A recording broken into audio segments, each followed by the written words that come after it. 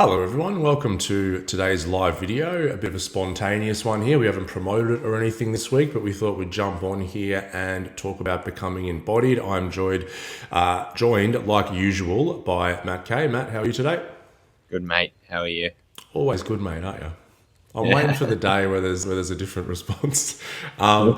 We get this question a lot. We have a lot throughout the years, and it's one that we've been getting a little bit lately. People that are starting to hear the term embodied or embodiment, and it's becoming more of a popular term in certain circles. And what does that mean? As Matt and myself, we teach a training, a modality called embodied processing, and we're going to do this video today. We're going to talk a little bit about what embodied or embodiment means from our perspective. And then we're actually going to jump straight into the nuts and bolts of embodied processing, the modality we teach. We're going to bring up the flow chart and we're going to go through exactly what a session looks like and, how we go about processing a lot of the undigested life experiences from our past and bit by bit over time becoming more and more in an embodied state. So Matt, we called our training embodied processing. Why do we do that?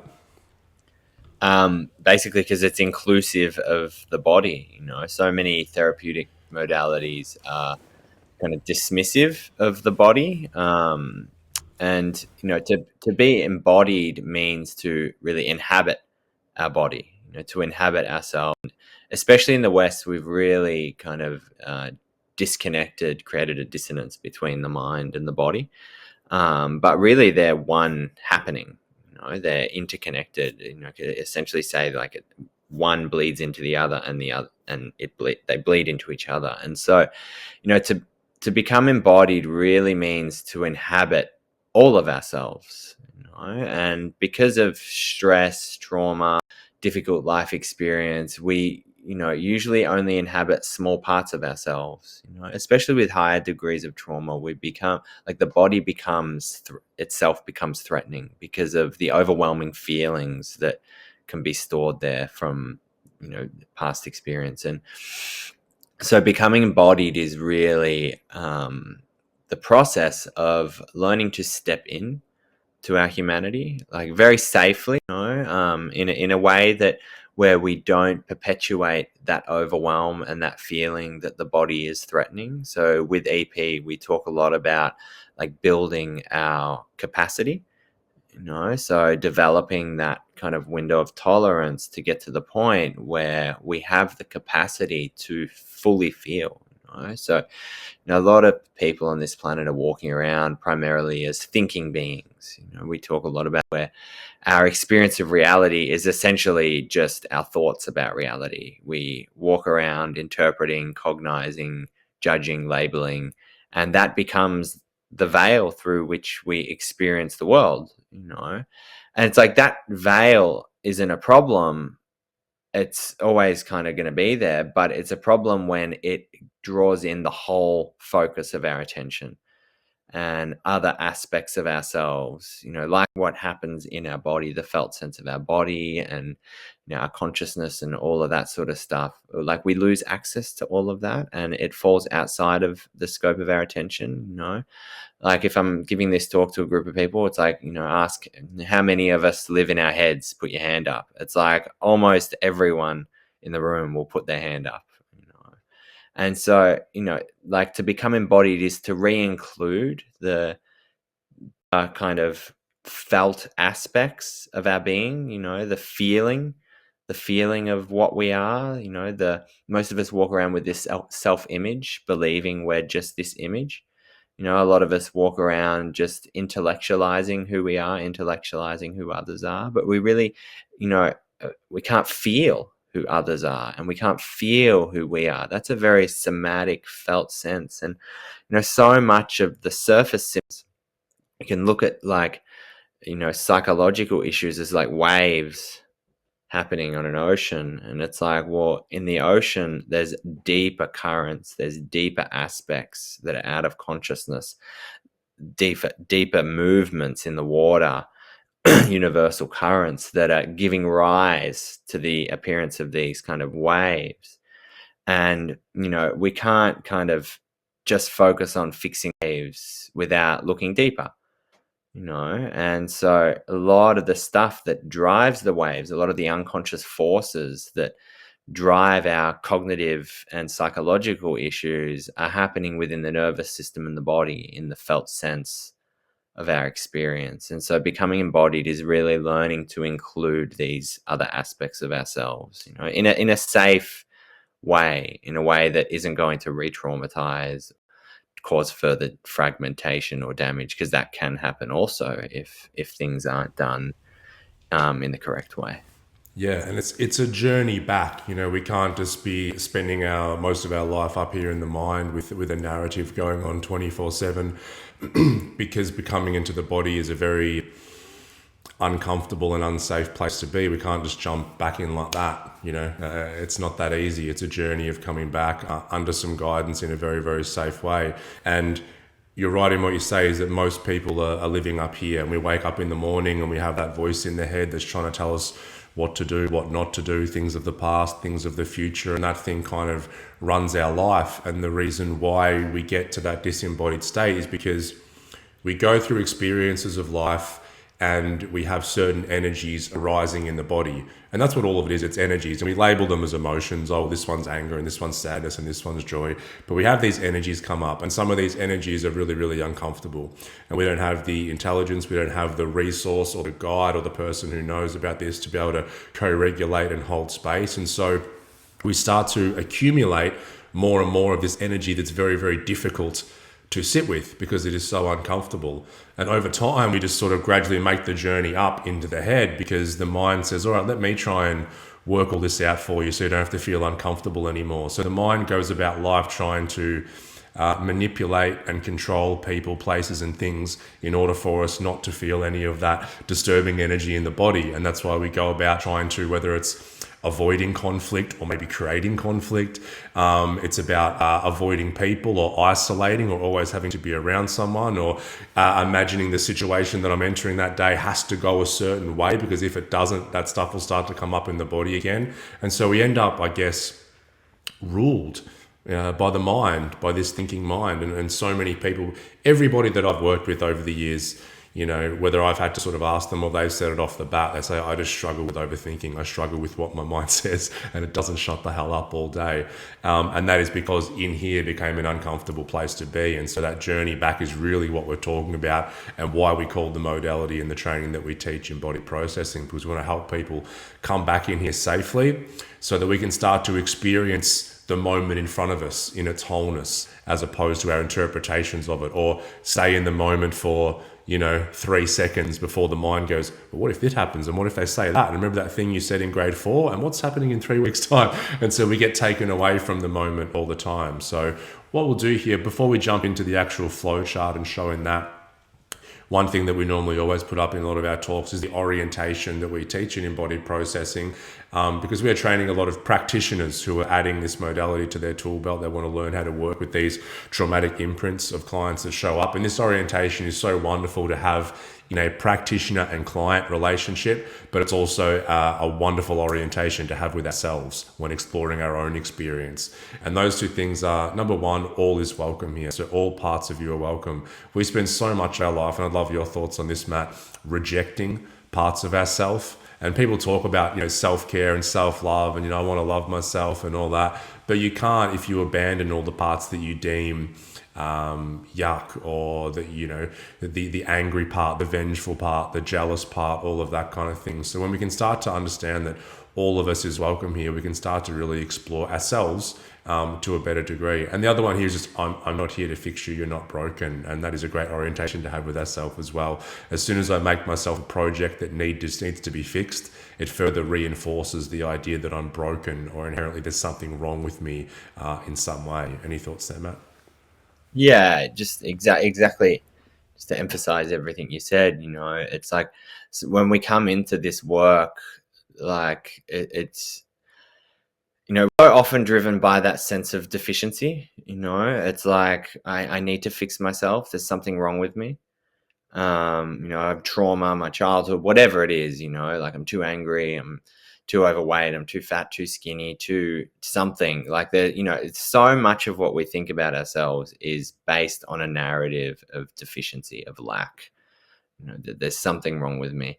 And then it's like we come into spaces like this, or into self-development, or like start doing yoga or whatever, the gym, and it's like all those things are really good, they're great, but it's kind of like that perspective of, well, what's driving me?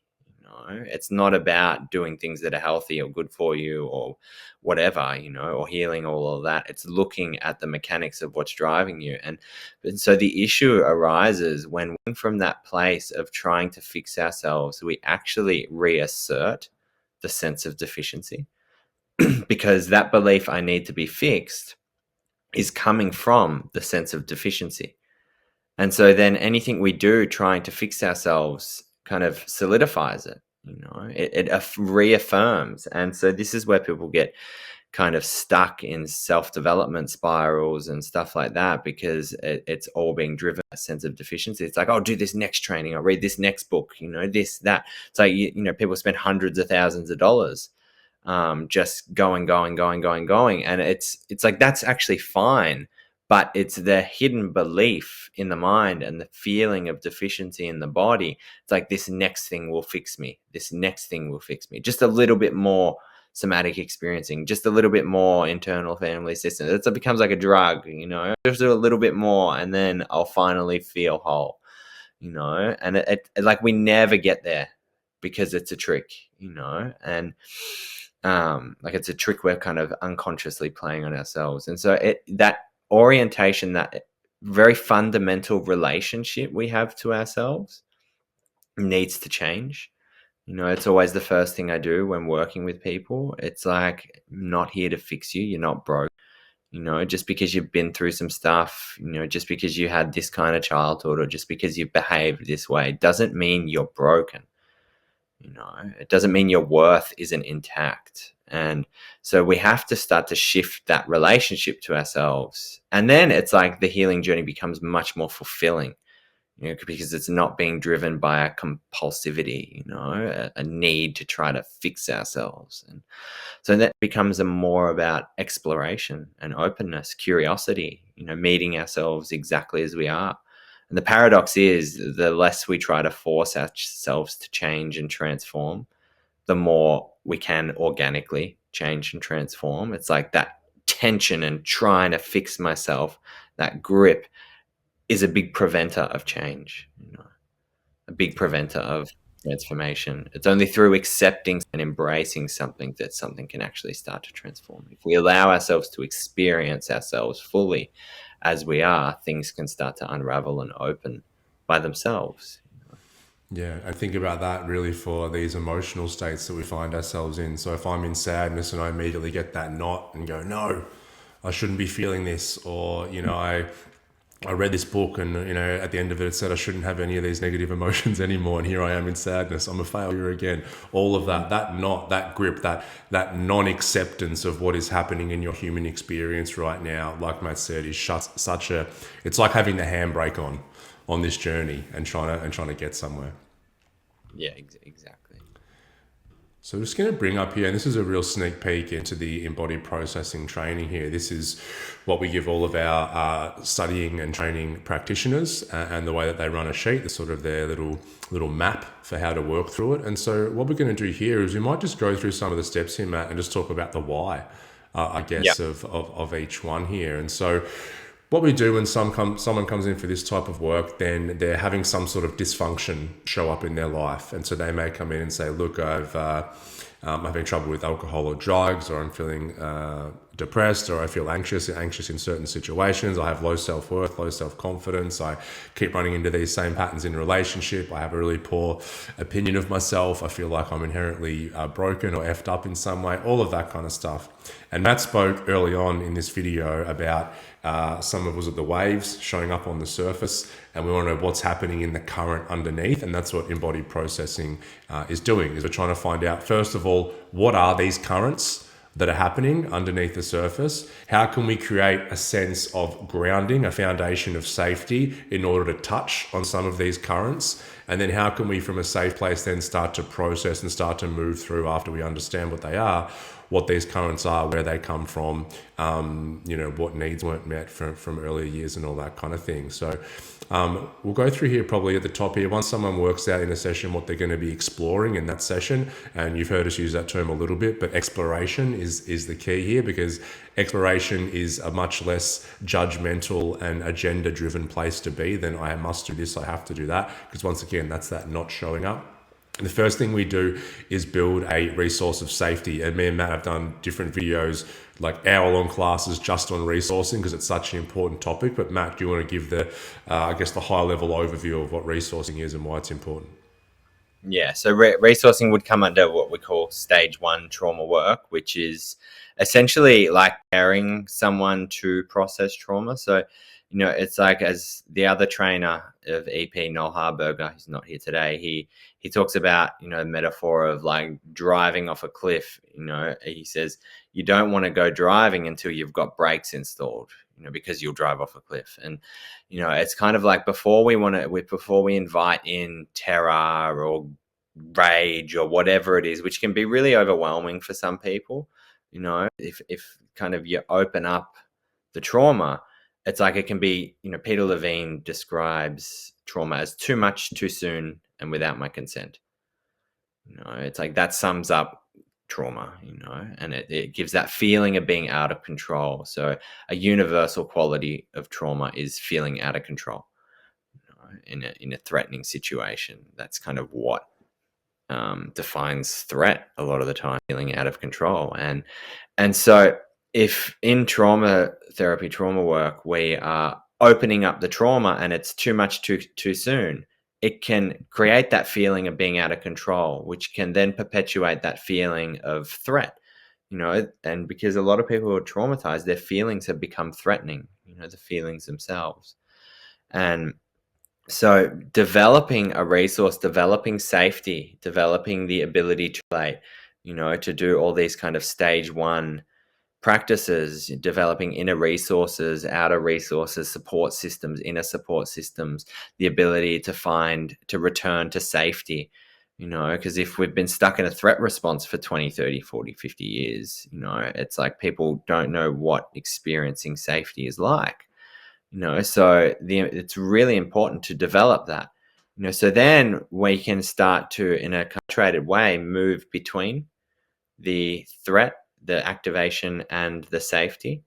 And we can, like, the way this EP differs from just purely somatic modalities, like somatic experiencing and stuff, is we do a lot of investigation, inquiry work into the content, looking at the different needs that need to be met, the different childhood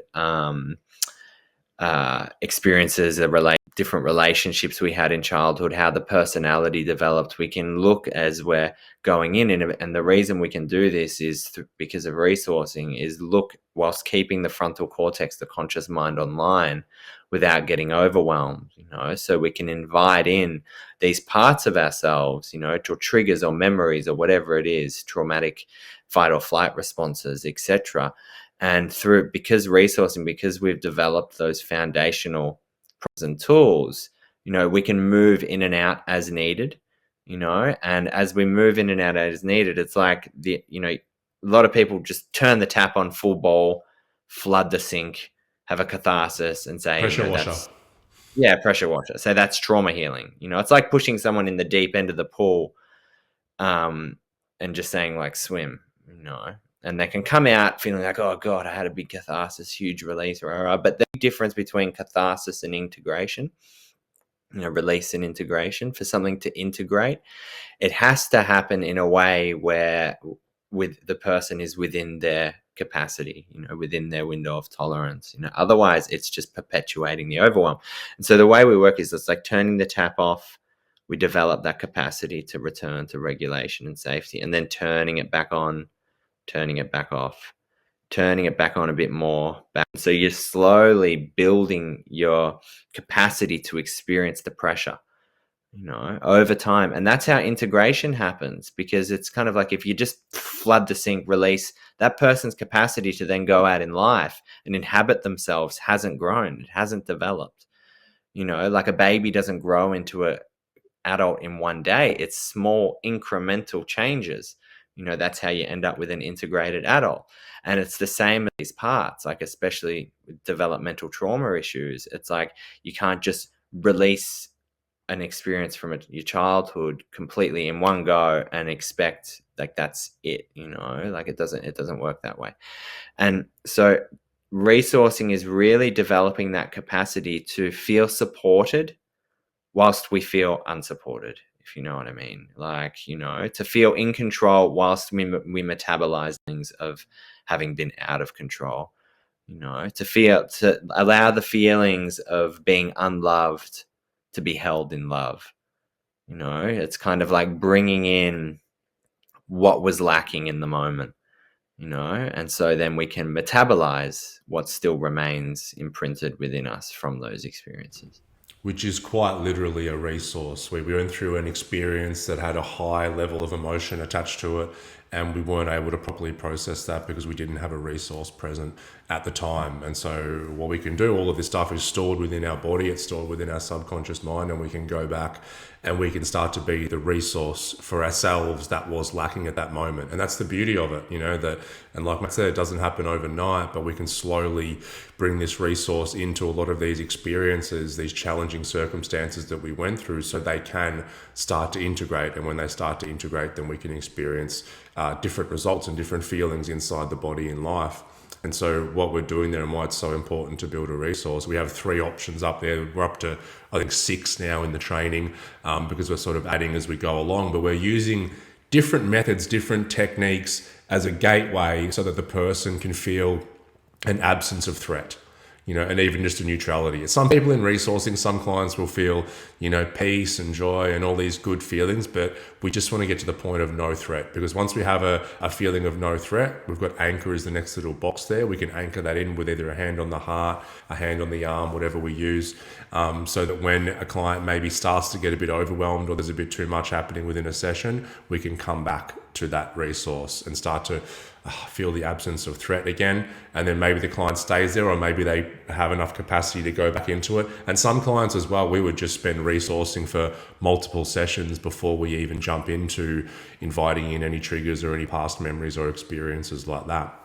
However, when the client is ready, like Matt said, I liked how you're saying we feel, supported or in control or supported whilst feeling out of control, because we have this sort of supported part here, and then we can start to welcome in these experiences from the past. And so we have the client then welcome in, whether it's the part of them that doesn't feel worthy of love, the part of them that doesn't deserve to be happy. It might be a specific memory from somebody's past, from childhood, could be a big argument that happened a week ago.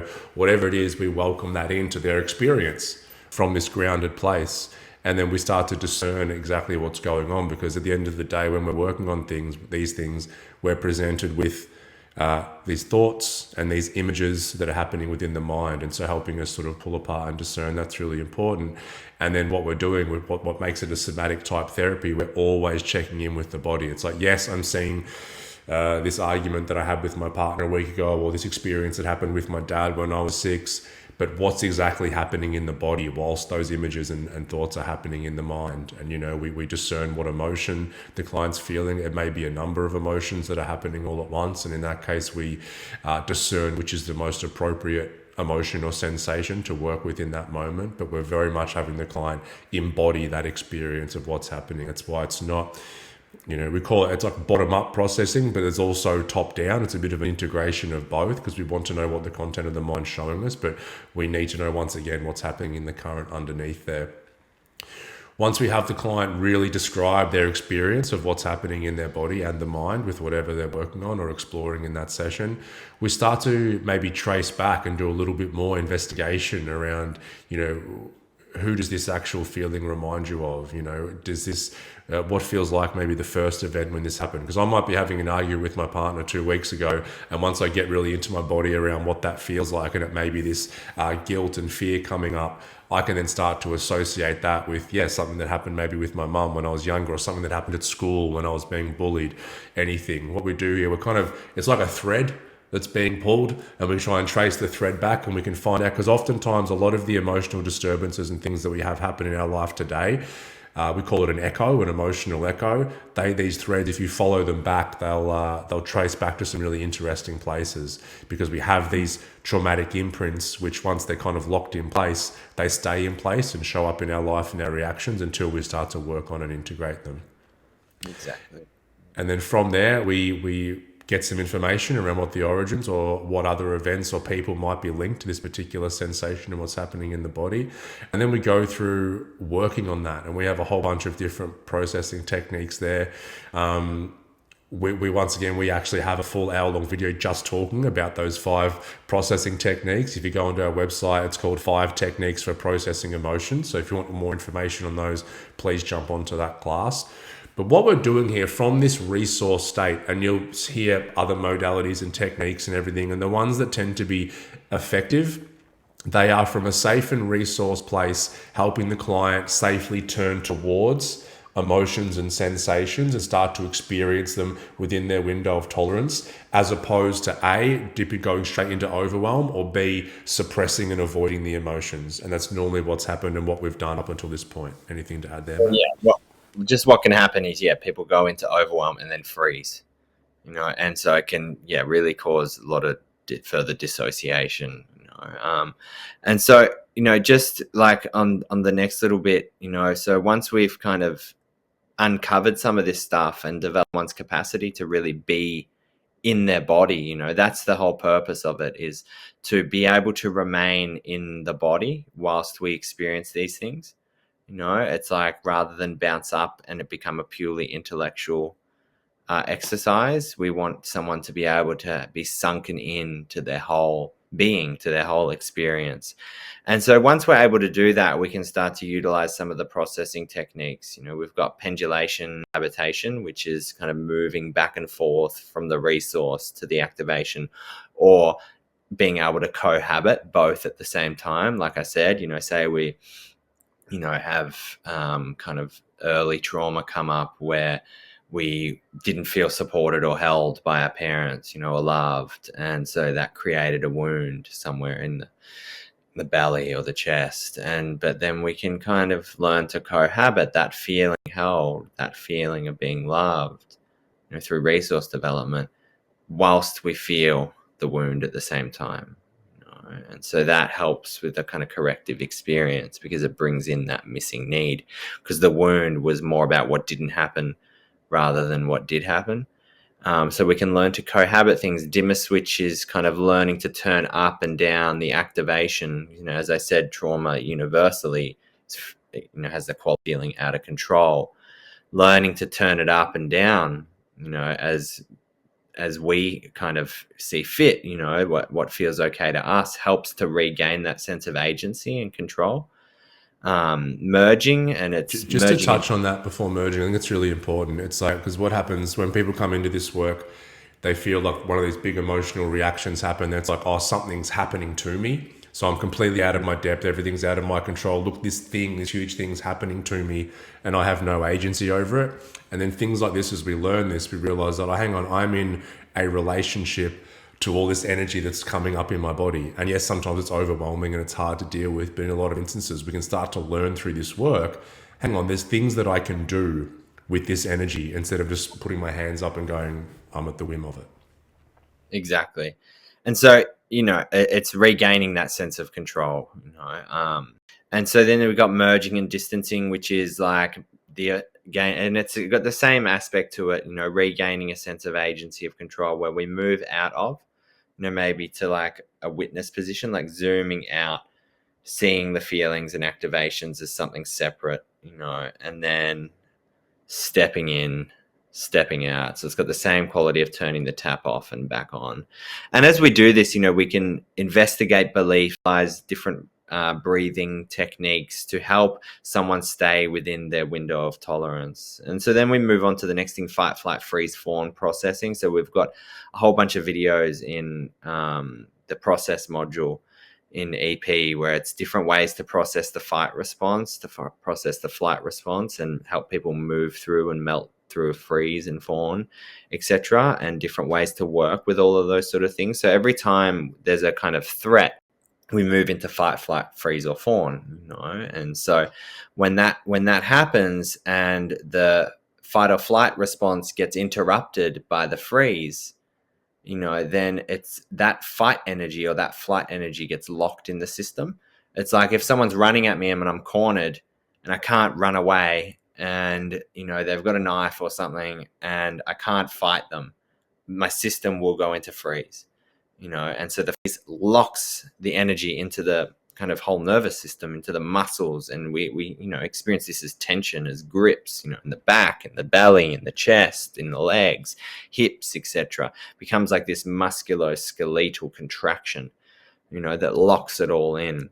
And so that fight flight response needs to get processed and complete itself, so that's really for acute trauma and stuff. But also, they can all entangled together, especially if there's developmental trauma with it. It's so all these processing techniques to kind of untangle, the different energies that remain unmetabolized in our systems, and learn to work with them in a very safe way that helps build someone's capacity to remain embodied. So, there's two aspects to the work, which is completing the response, whatever that is, metabolizing the wounds, bringing in missing experience, because neglect is just as much trauma as abuse. So what didn't happen, developmental needs not being met is just as much trauma as shock and abuse, acute events.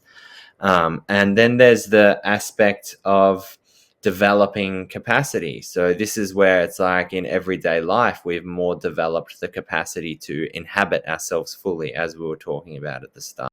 And so it's like they're two sides of the same coin that help someone to become a more complete human, and build resilience, build the ability to step into their lives and occupy their life. Yeah, I love that. And then I'll just explain these last two boxes really quick, and then I might do a quick example to give people a bit of context around what this could possibly, look like, this process, because it's a whole bunch of boxes and stuff now, but putting it into an actual kind of case study would be good. And so once we're done there, we can find resolution or completion with the client. And if there's new emotions that have arisen, and I'll get to that in the example in a minute, we can come back up the flow chart and work through that. And also when we're finding resolution, we can start to look at whatever the situation was in a different light. It's like when I have, let's say, a memory of something that happened and I have a strong emotional reaction to it, and that's been locked in since it happens. What happened there is very much the lenses that I'm viewing that through, that person or that situation through, are very much clouded by the anger, the fear, the sadness, the guilt, whatever it was that happened. And so sometimes we can start to really look at these situations in our life differently once we've gone through a process like this and started to work through a lot of the sensations in the body. And this is where we can have some, clients have wonderful realizations at this stage. They're able to see something completely differently. Some people, I've had some that just start laughing at how differently they're looking at the situation and how different it is. And then always at the end of the session, we want to check in and make sure that the nervous system is regulated. We're in a regulated state at the end there. And there's different techniques for that. But to put this in an example, let's say that someone's had an instance where maybe there's been a breakup or they've been fired at work, right? And they're coming in to work on it. And once we talk about what's to be worked on, it's like, well, it's sort of this feeling of rejection. Like, I just feel like I've been completely rejected. And so we'd go through this flow chart here, work out that. We would go through some resourcing. We would use some of the options there to help them get that absence of threat in the body and then anchor that in. And then we would invite that in. Let's say it was a memory of being fired 2 weeks prior. And then we would start to explore that in the body. And then they might have something come up like, yes, it's this feeling of rejection. It's this sinking feeling in my chest and stomach, my shoulders coming down. It's a feeling of shame, like that I'm just not good enough and not worthy. And then we would go into the finding origins, and then a whole bunch of other stuff can come up. Like, yeah, I remember that happened at school, but if I'm really to trace it back, my dad never told me that I loved me or he was proud of me ever. And I just never felt accepted by him. And so then we can go into the working on it. And so we would work with these feelings of rejection and shame that was present through going through one of the processing techniques. And this has happened a number of times in session. That's why I'm bringing it up. All of a sudden, as that shame starts to get worked through, all of a sudden we might have anger arise. Anger come up in the system. Anger at feeling rejected and not being told they were loved. And then we would come back up the flow chart here and we would start to explore that anger. How do we experience that anger in the body? Is there any thoughts or emotions or anything that comes up with that? And then we would start to go through the processing of the anger with clients. And that can look very, very different. Think of shame as a very shut down kind of emotion, whereas anger is much more active. We would call it a sympathetic emotion. And then we'd go through that anger. We would let it express itself. We would use these techniques. And then oftentimes after the anger gets processed, we find out the anger was like a overcoupled or a bodyguard for some real hurt and sadness of feeling rejected by a caregiver. And then we go up the flow chart again and we would go through the sadness and explore that. And we're going on a real journey here with the client. And at the end of it, after they go through the hurt and sadness, sometimes they can feel wiped. It's like we've run an emotional marathon. But at the end of that, they can maybe look at things and go, oh shit, like my dad was never accepted himself. And, he never had that love to give. And that's really sad. But, that's the situation. And then we would finish up. So the sessions can go on so many tangents. There's so many ways that it can go. But we've found this to be a very, very effective model to follow. Beautiful. All right. Awesome. All right, we'll finish it up there. That is Becoming Embodied, a sneak peek into embodied processing. Any more information you want on EP, just Google embodied processing, or there should be a link in the description of this video or down below. Matt, pleasure as always. Thanks, mate. Pleasure. All right. See you, everyone. Yeah, mate.